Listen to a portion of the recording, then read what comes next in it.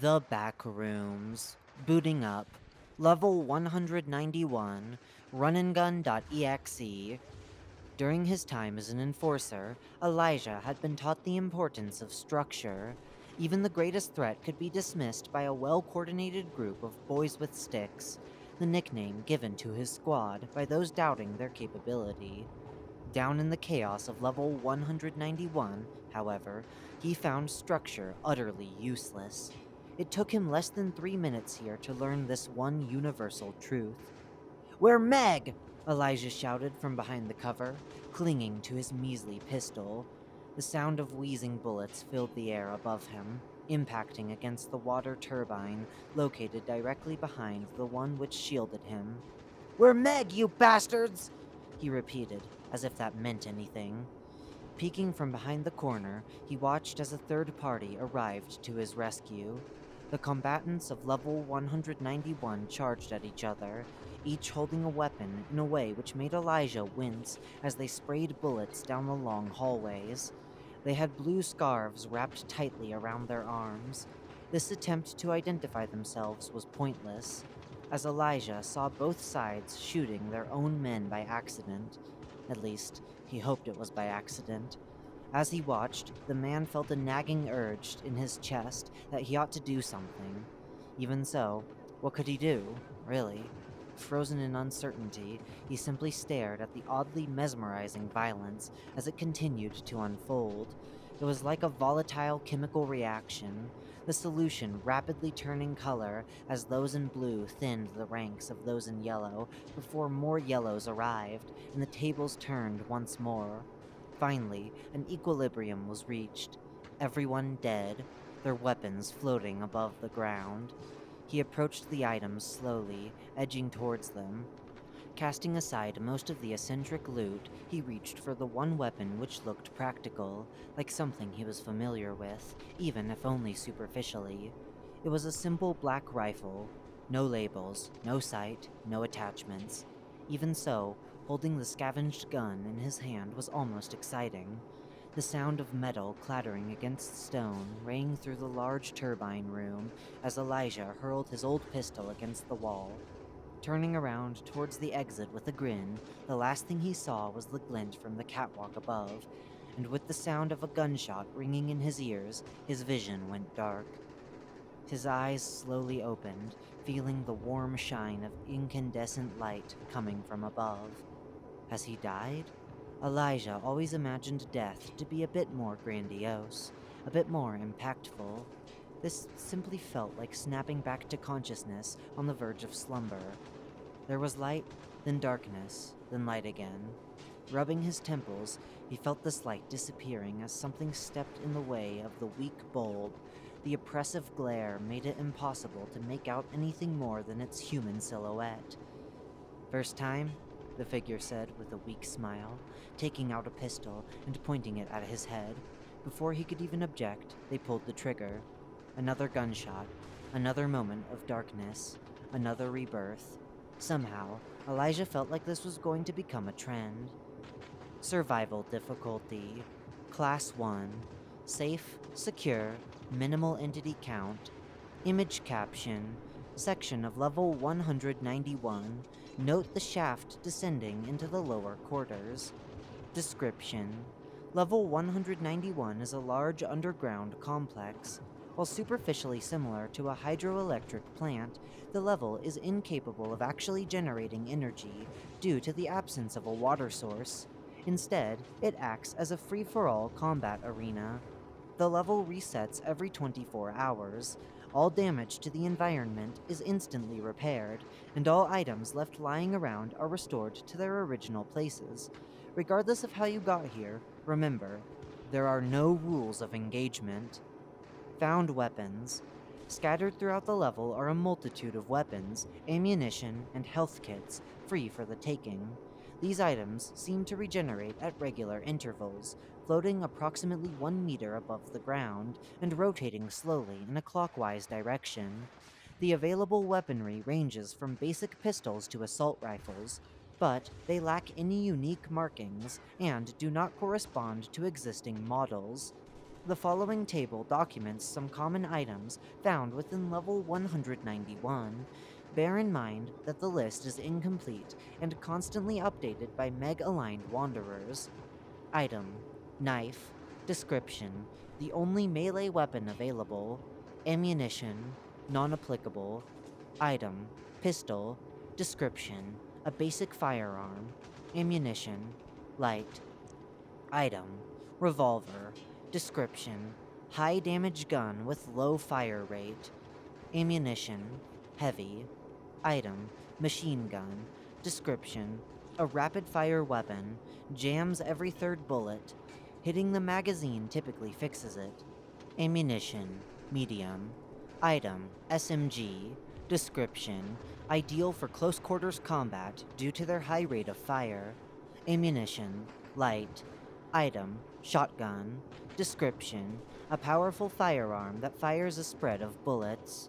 Ammunition: medium. Item: railgun. Description: uses electromagnetic rails to fire high-speed projectiles that can penetrate walls and armor. Explodes after fifth shot. Ammunition: heavy. Item: armor.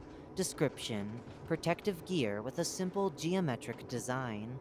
Absorbs most ballistics, but will progressively degrade with use and eventually shatter. Ammunition: non-applicable. Item: health kit. Description: miraculously heals physical wounds. Instead of red, the cross imprinted on the lid is colored a light shade of blue. Ammunition: non-applicable. Item: green keycard. Description: unlocks green doors. Ammunition: non-applicable. Item: orange keycard. Description: unlocks orange doors. Ammunition: non-applicable. Item: red keycard. Description: appears to unlock red doors, but no such doors have been found. Ammunition: non-applicable.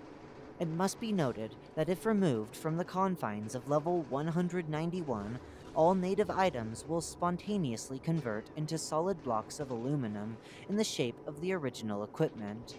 This makes them non-functional and of little value except as raw materials. Trigger Frenzy. Individuals on level 191 frequently come under an effect the residents have dubbed Trigger Frenzy.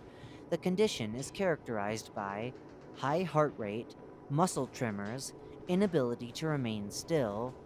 To relieve the symptoms of trigger frenzy, affected individuals will typically seek out others brought to level 191 in order to engage in combat.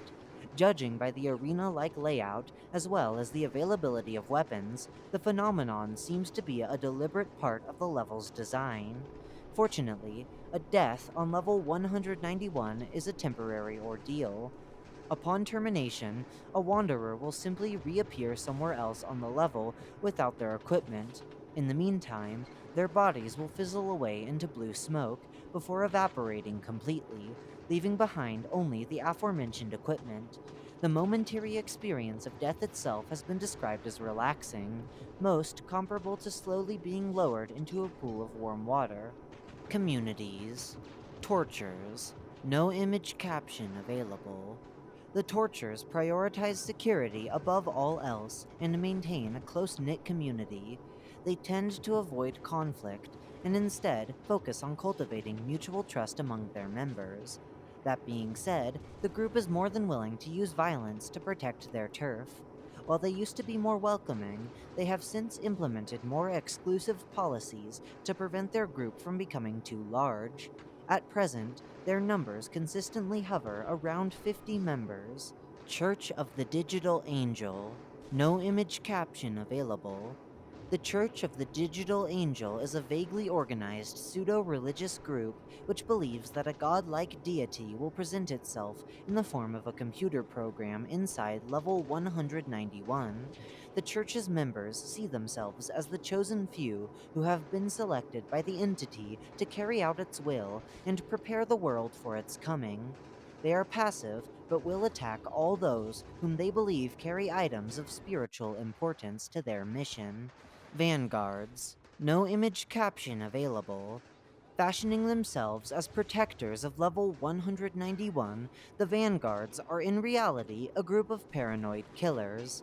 They hold the belief that everyone is out to harm them, and that the only way to stay on top is by eliminating perceived threats with prejudice. The Vanguards commonly target people whom they suspect are spying on them, conspiring against them, or posing a danger to their safety and well being, though their suspicions tend to be irrational and unfounded. Filament collectors. No image caption available. The filament collectors are an esoteric group obsessed with collecting light bulbs found throughout level 191. Although their motives remain unclear, their behavior is often perceived as disruptive and irritating by other factions, leading to frequent conflicts. Despite this, the collectors persist in their mission and have amassed a significant quantity of bulbs. The Red Team. No image caption available. The combatants of level 191 were once divided into color-coded teams. The Red Team takes pride in being the sole group that maintains this tradition. While not necessarily malicious, they will attack anyone under the notion of them, quote, not being on the Red Team, end quote. Being perceived as a member only requires wearing a significant amount of the emblematic red. Layout. Upper Quarters. The upper quarters is the principal area of the facility, and the location where most wanderers are deposited upon entry. The walls of this part of level 191 are decorated using a simple white paint, with its pungent smell not waning with time. Aside from the gunshots, the area itself is silent, with neither the sound of water sloshing through the empty pipes nor the thudding of the perpetually silent generators filling the facility. The halls of upper quarters are dingy, with an ever-present, sterile, sweet smell of ozone. Well-kept pipes covered by thick, vibrant green paint meander throughout the elevated sections of the level, lacking both a source and a destination. Doors marked with exit signs cannot be opened, appearing to simply be an extension of the walls. There are also hatches leading into the downbound zone, called the lower corridors, where the filthy white glare of the industrial floodlights does not reach. Preliminary surveys of the upper quarters suggest that while spatially consistent, its layout is disorganized. The design lacks realism and practicality, with a notable compromise in favor of serving the gameplay experience, so to speak. Unfurnished rooms can have up to 4 different doors leading into them. Large chambers filled with turbines are sometimes surrounded entirely by control rooms, with none of them actually corresponding to the machinery. On other occasions, security checkpoints were positioned directly adjacent to storage closets filled with basic maintenance equipment, catwalks originating from and leading to nowhere hanging above them. Out of bounds area. No clipping is the most common method of transportation through the backrooms, used both intentionally and unintentionally by most wanderers. On level 191, however, it should be strictly avoided. Level 191 cannot be accessed or exited by no clipping. Instead, an individual who clips through its boundary will end up in an endless abyss of mangled textures and overlapping sounds. This is the out-of-bounds area. It appears to be impossible to escape the out-of-bounds. Based on reports, victims will endlessly fall towards some unseen bottom. They continue accelerating perpetually, going faster and faster, while the flashes of rapidly changing textures and screeches of the level's sound effects fight for dominance. It is believed that those within this environment, if they do not permanently die, are trapped for eternity. Testing Room. While traversing through the halls of level 191, one may stumble upon a small room furnished with nothing but a single wooden crate positioned perfectly at its center. This is the testing room, which should be generally avoided. For unknown reasons, the entire integrity of the programming associated with level 191 relies on the wooden crate remaining intact. Before this was discovered, the level went through periodic, quote-unquote, blew-out events. Every time somebody stumbled upon the crate and destroyed it expecting loot, During such periods, all the textures found on the level were replaced with a solid, saturated shade of blue. Fortunately, the crate restores itself every 24 hours when the map is reset. While technically harmless and temporary in its effects, going out of your way to damage the crate is not advised. The sudden change in perception can be unpleasant, making navigation difficult and resulting in disorientation and nausea. Nowadays, one of the major groups typically assigns itself the role of guarding the testing room against uninformed wanderers. Lower quarters. Accessible through a series of shafts, the lower quarters are a secondary area of level 191. It is a series of evenly spaced out mazes, having the exact dimensions of 2 meters by 2 meters. The lower quarters walls have a brick like texture. Its deep crimson hue can only be perceived with the aid of a light source, as the region is devoid of its illumination. Both the floor and the ceiling are made of a similar material. This zone is not favored by those engaging in combat on level 191. Many cite the claustrophobic environment and various unfair choke points as its main concerns. The lack of regenerative items, such as armor and health kits, is also an issue. Candle Room. The monotony of the lower quarters is broken only by the candle room. Its name derived from the various old candles that once lit its interior. Now, their multicolored wax has amassed on the floor and amalgamated into a dried brownish puddle. Propped up against the northern wall, a body lies still, its white shirt stained with dried, rust-colored blood. It appears to be the corpse of a human male, with sickly yellow skin in an advanced state of decomposition tightly wrapped around its skeleton.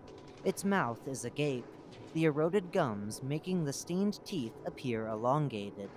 A needle-like entrance wound on its chest is accompanied by a huge exit wound, with the back appearing like a mangled mess of cracked ribs and dried skin. While corpses are not an uncommon sight in the backrooms, the presence of one on the level where death is temporary is a matter of no small intrigue. As of now, its origin and significance remain unknown. Above the body, an old terminal is attached to the wall, its white frame yellowed with age. The dark screen lets off a gentle glow, the noise from its vents piercing through the silence, with the hum of an old cooling fan doing its best. The display has been attached below for archival purposes. RUN-AND-GUN.EXE. The renewal machine is active. Admin notice. Honestly, this used to be a lot more fun when you guys would actually die. Renewal machine. At the edge of the lower quarters is a sudden drop leading down an endless abyss. Falling down this pit is one of the only means of permanent death on level 191, and as such, it should be strictly avoided. In the distance, an elevated platform is suspended in the air. Holding it up is a series of thin, white support beams appearing like bleached skeletal figures in the black void. Atop the platform, the renewal machine rests idly. It is a huge, grotesque steel contraption with thick red wires wrapped tightly around it like small plastic snakes. The heat produced by the machine makes the room uncomfortably hot, with its intensity growing the closer one gets to its frame. It is believed that the machine is the cause of the regenerative properties observed on level 191, affecting both the living organisms as well as its own physical structure. Although there is an interest in reverse engineering the device, surface analysis provides very little information about its nature. Disassembling the machine is both impractical and undesirable. There is also the question of whether such a machine would even work outside of the confines of level 191. Therefore, the decision is made to leave it undisturbed. Entities. Keycard collectors. The silence of level 191 is occasionally broken by the sounds of rigid plastic slapping against flesh. These sounds are the earliest signs of the presence of the keycard collectors. The keycard collectors are a group of gnarly humanoid creatures, their skin having a pale shade of white with a porcelain texture. On their faces, a thin mouth rests below two bulging black eyes. These are painted directly onto the entity's smooth faces. This does not seem to impede their vision. Analyzing the corpse of a key card collector revealed that their skin has a mild magnetic property, strong enough to adhere to the thin metal strips found in the level's cards. This is how the entities store their hull, attaching the various pieces of colorful plastic onto their bodies in a mosaic pattern. These entities have no interest in wanderers not in possession of keycards, completely disregarding them. Those who are holding on to any number of them, however, become immediate targets. Collector attacks begin with the entity tackling the target to the ground and pummeling their legs with enough force to fracture the femur.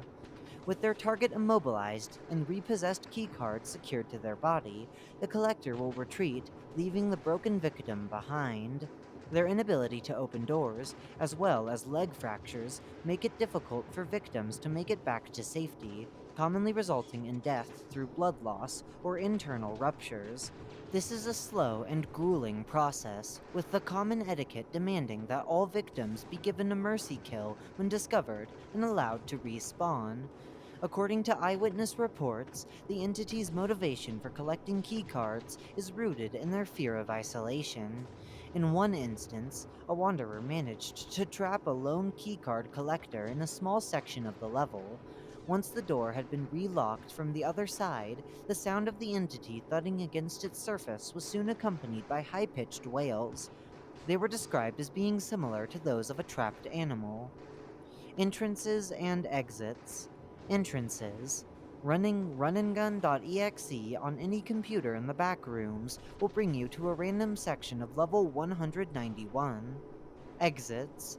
Getting 25 kills in a single life will reward the Wanderer with a key, allowing them to exit through using it to open any of the locked doors. They will then be deposited onto a random level. RUN-AND-GUN.EXE. Admin note. Maybe it's time to make something new. After all, the game has remained stagnant since 1998.